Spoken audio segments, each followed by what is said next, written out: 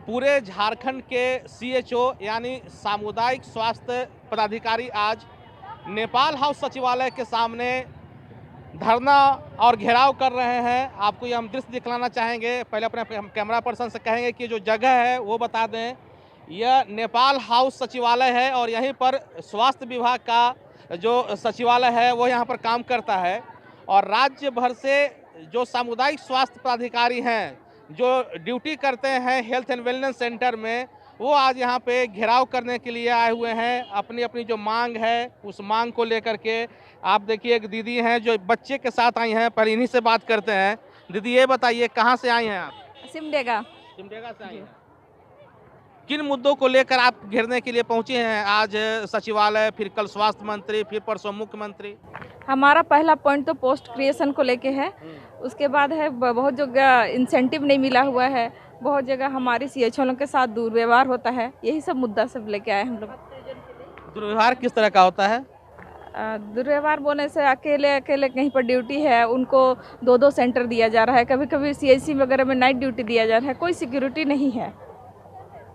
तो देखिए सिमडेगा से छोटे बच्चे को लेकर आई हैं यहाँ पे एक दीदी जो सीएचओ हैं और हेल्थ एंड वेलनेस सेंटर वहाँ काम करती हैं।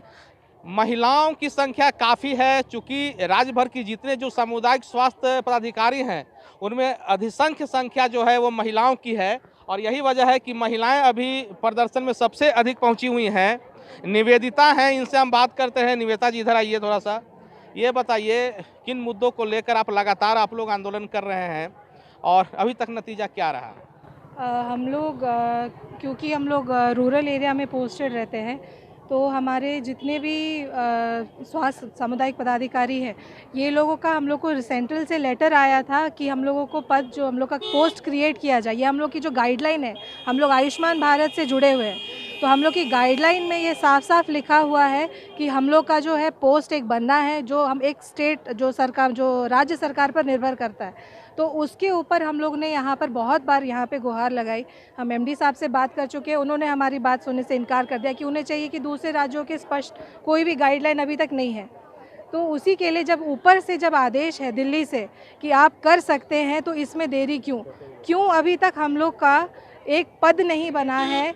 और पद को जबकि नियमित करने की भी बात कही गई है ऊपर सरकार ने, 5 साल के बाद उसको नियमित करने का भी बात किया गया है, जो अभी तक नहीं हुआ है। तो हमारी प्रमुख यही 2 मांगे हैं कि हमारा जो है पद सृजन हो और दूसरा है कि उसको नियमित किया जाए। तो पद तो आपका है ना, सीएचओ का पद है, लेकिन वो क्रिएटेड नहीं है, उसको क्रिएशन करना है। जो एक सरकार जिसमें एक नियमावली बनती है कोई भी पद बनने के बाद, तो वो चीज़ अभी तक नहीं बनी हुई है। एक चीज़ और भी है जो लगातार जो दीदी हैं वो कहती हैं कि मानसिक रूप से इन लोगों को प्रताड़ित किया जाता है, अधिकारियों का व्यवहार अच्छा नहीं होता है, ये क्या है? देखिए ऐसा है कि जो हम लोग सब रूरल एरिया में पोस्टेड है, और रूरल एरिया में क्या होता है कि आप जानते हैं हम लोग को एक जो गांव के लोग हैं उन लोगों के साथ जोड़ने के लिए उनको स्वास्थ्य सुविधाएं, प्राथमिक जो स्वास्थ्य सुविधाएं बोलते हैं, वो उन्हें मिल सके उसके लिए हम लोग को रखा गया है। मतलब एक तरफ से आप बोलिए कि हम लोग डॉक्टर का रूप निभा रहे हैं गांव में, गांव वालों के लिए। लेकिन क्या होता है कि हम लोग को अपने पद जो जहाँ पे हम लोग को पोस्टिंग दी गई है, जो एक हेल्थ एंड वेलनेस सेंटर है, वहाँ हमें रहने ही नहीं दिया जाता है। हम लोगों को कभी इस काम में कभी उस काम में लगा दिया जाता है।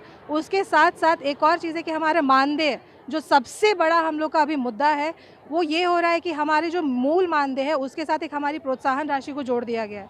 और वो प्रोत्साहन राशि को पाने के लिए हमें ऊपर से क्योंकि हम लोग को एक इंडिकेटर 15 इंडिकेटर बना दिए हैं, वो फॉलो करें तब देंगे, नहीं करें नहीं देंगे, ठीक है। और बहुत जगह होता है कि फॉलो करने पर भी वो लोग नहीं देते, उसके लिए वो लोग कुछ मांगते हैं, भ्रष्टाचार। जब भाई बोलो कि भ्रष्टाचार को ये बढ़ावा दे रहा है, तो उसके बाद हो गया इधर उधर हम लोग को बुलाते पेमेंट करने के लिए, इधर बुलाएंगे उधर बुलाएंगे, ये दीजिए वो दीजिए, गलत काम भी करवाते हैं।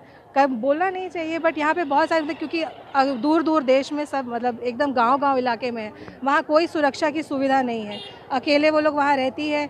कोई भी आके गांव का या फिर वो भी कुछ भी छेड़खानी हो जाए, गाली गलौज हो जाए, कुछ लोगों के साथ कुछ गलत काम भी हो चुका है, बट उसके लिए अभी तक हमारे ऊपर से प्रशासन से कोई उसके ऊपर एक्शन नहीं लिया गया है। देखिए सुरक्षा एक मुद्दा है, चूँकि ग्रामीण क्षेत्र में ये जो दीदियाँ हैं वो सीएचओ रूप में काम करती हैं।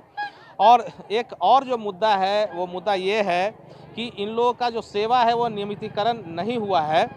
आज तो आप सचिवालय घेर रही हैं, फिर अब आगे क्या है?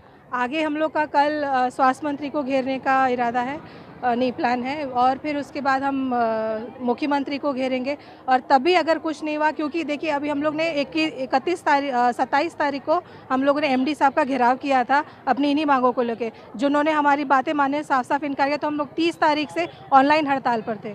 ऑनलाइन हड़ताल क्योंकि हम लोग का जो मेन काम है, जो डेटा जो सरकार को दिख रहा है कि आज बीपी कितना हुआ, आज एनसीडी कितना हुआ, आज आपका स्क्रीनिंग कितना हुआ, वो सब हमें हमारे ज़रिए मिलता है। टेली कंसल्टेशन जिसको भी इतना ज़्यादा वो बढ़ावा दिया जा रहा है, वो हम करते हैं फील्ड में।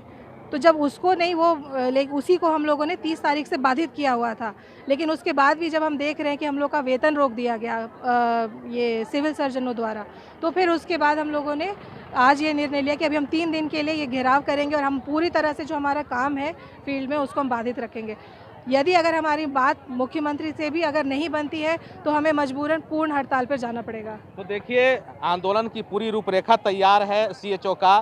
साफ इन्होंने कहा कि उनकी मांग अभी तक नहीं सुनी गई है। यही वजह है कि लगातार वह प्रदर्शन कर रही हैं।